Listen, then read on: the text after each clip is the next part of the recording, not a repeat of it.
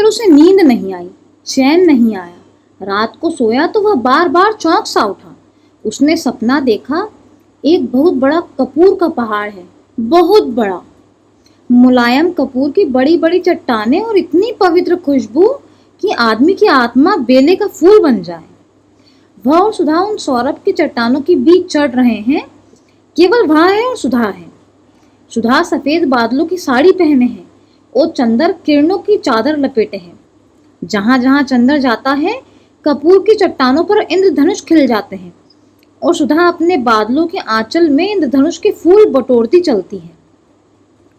सहसा एक चट्टान हिली और उसमें से एक भयंकर प्रेत निकला, एक सफेद कंकाल जिसके हाथ में अपनी ही खोपड़ी है और उसके दूसरे हाथ में एक जलती मशाल। और उस मुंडीहीन कंकाल ने खोपड़ी हाथ में लेकर चंद्र को दिखाई। खोपड़ी हंसी और बोली, देखो, जिंदगी का अंतिम सत्य यह है, यह। उसने अपने हाथ की मशाल ऊंची कर दी और बोला, यह कपूर का पहाड़, यह बादलों की साड़ी, यह किरणों का परिधान, यह इंद्रधनुष के फूल, यह सब झूठे हैं। और यह मशाल जो अपने एक स्पर्श में इन सबको पिघला देगी। और उसने अपनी मशाल एक ऊंचे शिखर से छुआ दी। वह शिखर धधक उठा। पिघलती हुई आग की एक धारा बरसाती नदी की तरह उमड़कर बहने लगी। भागो सुधा, चंद्र ने चीख कर कहा, भागो। सुधा भागी, चंद्र भागा और वह पिघली हुई आग की महानदी लहराते हुए अजगर की तरह उन्हें अपनी गुंजलिका में लपेटने के लिए चल पड़ी। शैतान हंस पड़ा। चंद्र ने देखा, सुधा शैतान की गोद में थी। चंद्र चौंक कर जाग गया। पानी बंद था, लेकिन घनघोर अंधेरा था और पिशाचिनी की तरह पागल हवा पेड़ों को झंझोर रही थी, जैसे युग के जमे हुए विश्वासों को उखाड़ फेंकना चाहती हो। चंद्र कांप रहा था, उसका माथा पसीने से तर था। वह उठकर नीचे आया। उसके कदम ठीक नहीं पड़ रहे थे। बरामदे की बत्ती जलाई। महाराजिन उठी और कहा, कहाँ है भैया? महाराजिन ने पूछा। कुछ नहीं, अंदर सोऊंगा, चंद्र ने कहा और सुधा के कमरे में जाकर बत्ती जलाई। सुधा की चारपाई पर लेट गया, फिर उठा, चारों ओर के दरवाजे बंद कर दिए कि कहीं कोई फिर ऐसा सपना बाहर के भयंकर अंधेरे में से न चला आए। लेकिन बर्टी की बातों से अंदर ही अंदर उसके मन में जाने क्या टूट गया जो फिर बन नहीं पाया। अभी तक उसने अपने पर गर्व किया था, विश्वास था उसे खुद पर। अब कभी कभी वह अपने व्यक्तित्व का विश्लेषण करने लगा था। अब वह कभी कभी अपने विश्वासों पर सिर ऊंचा करने की बजाय उन्हें सामने फेंक देता और एक निरपेक्ष वैज्ञानिक की तरह उनकी चीर फाड़ करता, उनकी शव परीक्षा किया करता। अभी तक उसके विश्वास का संबल था, अब किसी ने उसे तर्क का अस्त्र शस्त्र दे दिया था। जाने किस राक्षसी प्रेरणा से उसने अपनी आत्मा को चीरना शुरू किया और इस तर्क वितर्क और अविश्वास के भयंकर जल प्रलय की एक लहर ने उसे एक दिन नरक के किनारे ले जा पटका। सुधा का खत आया था। दिल्ली में पापा अपने कुछ काम से रुके थे और सुधा की तबीयत खराब हो गई थी। अब वह 2-3 रोज में आ जाएगी। लेकिन चंद्र के मन पर एक अजब सा असर हुआ था इस खत का।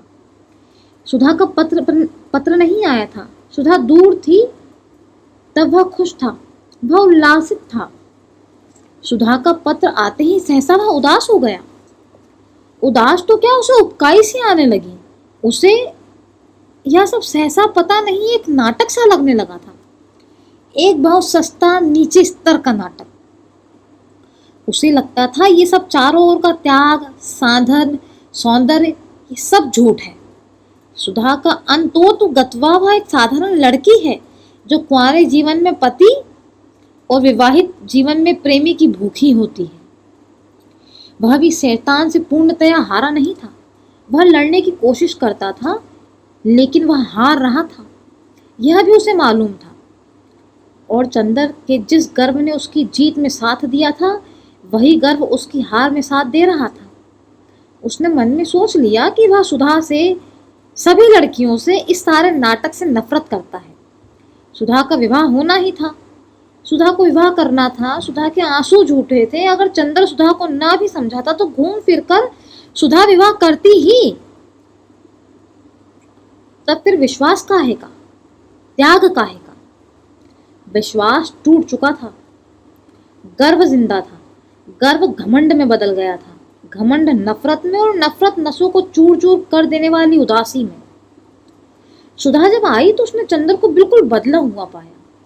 एक बात और हुई जिसने और भी आग सुलगा दी। यह लोग दोपहर को 1 बजे लगभग आए, जबकि चंद्र कॉलेज गया था। पापा तो आते ही नहा धोकर सोने चले गए। सुधा और बिंती ने आते ही अपने कमरे की सफाई शुरू की। कमरे की सारी किताबें झाड़ी, कपड़े ठीक किए, मेजें साफ की और उसके बाद कमरा धोने में लग गई। बिंती बाल्टी में पानी भर भर लाने लगी और सुधा झाड़ू से फर्श धोने लगी। हाथों में चूड़े अब भी थे, पाँव में बिछिया और मांग में सिंदूर। चेहरा बहुत पीला पड़ गया था सुधा का। चेहरे की हड्डियां निकल आई थी और आंखों की रोशनी भी मेली पड़ गई थी। वह जाने क्यों कमजोर भी हो गई थी। झाड़ू लगाते लगाते सुधा बिंती से बोली, आज मालूम पड़ता है कि मैं आदमी हूँ। कल तक तो हैवान थी। पापा को भी जाने क्या सूझा कि इन्हें भी साथ दिल्ली ले गए। मैं तो शर्म से मरी जाती थी। थोड़ी देर बाद चंदर आया। बाहर ही उसे मालूम हो गया कि सब लोग आ गए हैं। उसे जाने क्यों ऐसा लग रहा था कि वह उल्टे लौट जाए। अब अगर वह इस घर में गया तो जाने उससे क्या अनर्थ हो जाएगा। लेकिन वह बढ़ता ही गया। स्टडी रूम में जाकर डॉक्टर साहब सो रहे थे, वह लौटा और अपने कपड़े उतारने के लिए ड्राइंग रूम की ओर चला। सुधा ने जो ही आहट पाई वह फौरन झाड़ू फेंक कर भागी। सिर खुला, धोती कमरे में खुसी हुई थी, हाथ गंदे, बाल बिखरे, बेतहाशा दौड़कर चंदर से लिपट गई और बच्चों की भोली हंसी से हंसकर बोली, चंदर चंदर हम आ गए, अब बताओ। और चंदर को इस तरह कस लिया कि अब कभी नहीं छोड़ेगी। छी, दूर हटो सुधा, यह क्या नाटक करती हूँ। और सुधा को रुखाई से परे हटाकर अपने कोट पर से सुधा के हाथ से लगी हुई मिट्टी झाड़ते हुए चंदर चुपचाप अपने कमरे में चला गया। सुधा पर जैसे बिजली गिर पड़ी। वह पत्थर की तरह खड़ी रही, फिर जैसे लड़खड़ाती हुई अपने कमरे में गई और चारपाई पर लेटकर फूट फूट कर रोने लगी। चंदर सुधा से नहीं बोला। डॉक्टर साहब के जगते ही उनसे बातें करने लगा। शाम को वह साइकिल लेकर घूमने निकल गया। लौटकर ऊपर छत पर चला गया और बिंती को पुकार कर कहा, अगर तकलीफ ना हो तो जरा ऊपर खाना दे आओ।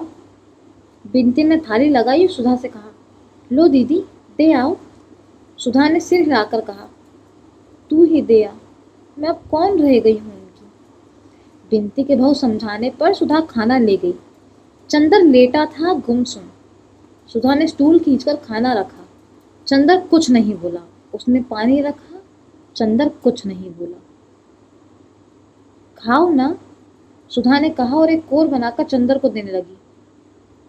तुम जाओ, चंदर ने बड़े रूखे स्वर में कहा, मैं खा लूंगा। सुधा ने कोर थाली में रख दिया और चंदर के पाए ताने बैठकर बोली, चंदर तुम क्यों नाराज हो?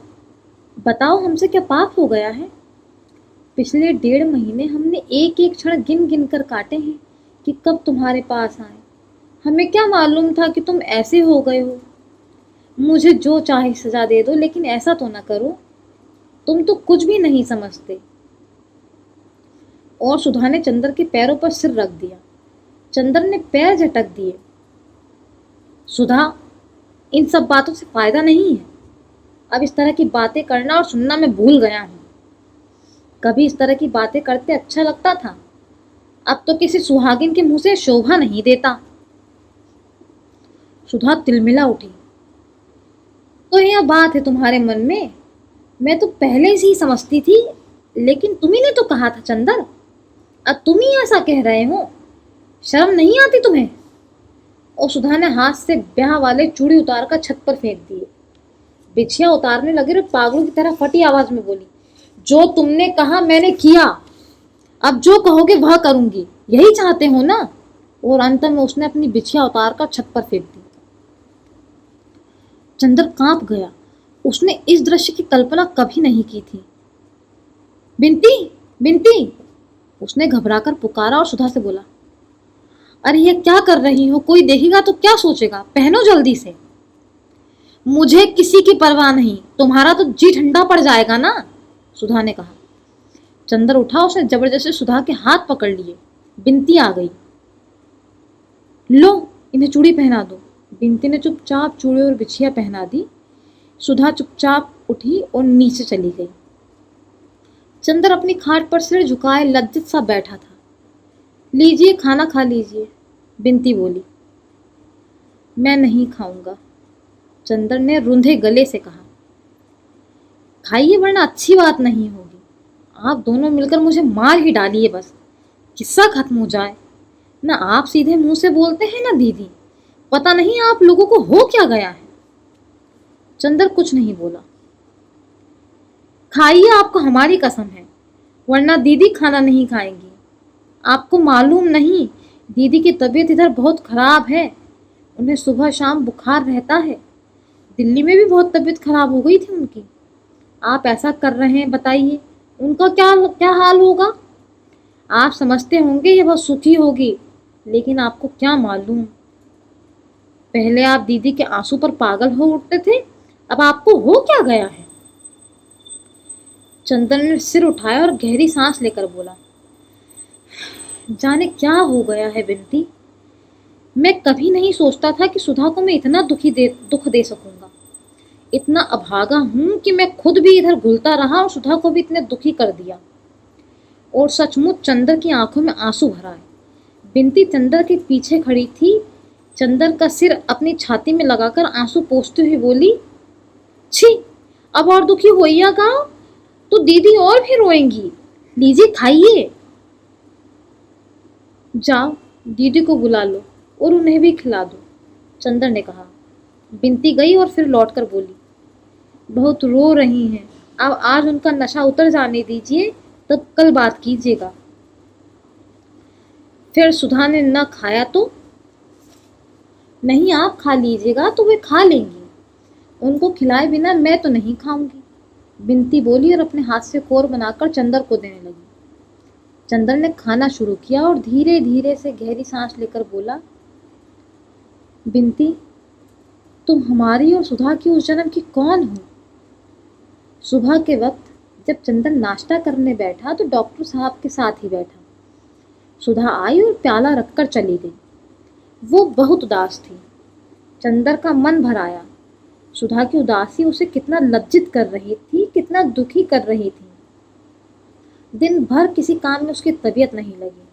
उसने क्लास छोड़ दी, लाइब्रेरी में जाकर भी किताबें उलट पलट कर चला आया। उसके बाद प्रेस गया जहाँ उसे अपनी थीसिस छापने को देनी थी। उसके बाद ठाकुर साहब के यहाँ गया, लेकिन कहीं भी वह टिक नहीं पाया। जब तक वह सुधा को हंसा न ले, सुधा के आंसू सुखा न दे, उसे चैन नहीं मिलेगा। शाम को वह लौटा तो खाना तैयार था। बिंती ने उससे पूछा, कहाँ है सुधा। अपनी छत पर, बिंती ने कहा। चंदर ऊपर गया। पानी परसों से बंद था और बादल भी खुले हुए थे, लेकिन तेज पुरवैया चल रही थी। 30 का चांद शर्मीली दुल्हन सा बादलों में मुंह छिपा रहा था। हवा के तेज झकोरों पर बादल उड़ रहे थे और कचनार बादलों में 30 का धनुष्कार चांद आंख मिचोली खेल रहा था। सुधा ने अपनी खाट बरसाती बाहर के खींच ली। छत पर धुंधला अंधेरा था और रह रहकर सुधा पर चांदनी के फूल बरस जाते थे। सुधा चुपचाप लेटी हुई बादलों को देखती हुई जाने क्या सोच रही थी। चंदर गया। चंदर को देखते ही सुधा उठ खड़ी हुई और उसने बिजली जला दी और चुपचाप बैठ गई। चंदर भी बैठ गया। वह कुछ भी नहीं बोली। बगल में बिछी हुई बिंती की खाट पर सुधा बैठ गई। चंदर को समझ नहीं आया कि वह क्या कहे। सुधा को इतना दुख दिया उसने। सुधा उसे कल शाम से बोली तक नहीं। सुधा, तुम नाराज हो गई। मुझे जाने क्या हो गया था, लेकिन माफ नहीं करोगी मुझे। चंदर ने बहुत कांपती हुई आवाज में कहा। सुधा कुछ नहीं बोली, चुपचाप बादलों की ओर देखती रही। सुधा चंदर ने सुधा के दो कबूतरों जैसे उजले मासूम पैरों को लेकर अपनी गोद में रख लिया और भरे हुए गले से बोला, सुधा, मुझे जाने क्या हो जाता है। लगता है वह पहले वाली ताकत टूट गई है। मैं बिखर रहा हूँ। तुम आई और तुम्हारे सामने मन का जाने कौन सा तूफान फूट पड़ा। तुमने उसका इतना बुरा मान लिया। बताओ, अगर तुम ऐसा ही करोगी तो मुझे संभालने वाला फिर कौन होगा सुधा। और चंदर की आंखों से एक बूंद आंसू सुधा के पांवों पर चू पड़ा। सुधा ने चौंक कर अपने पांव खींच लिए और उठकर चंदर की खाट पर बैठ गई और चंदर के कंधे पर सिर रखकर फूट फूट कर रो पड़ी। बहुत रोई, बहुत रोई। उसके बाद उठी और सामने बैठ गई। चंदर, तुमने गलत नहीं किया। मैं सचमुच कितनी अपराधिन हूँ। मैंने तुम्हारी जिंदगी चौपट कर दी। लेकिन मैं क्या करूँ? किसी ने तो मुझे कोई रास्ता नहीं बताया था।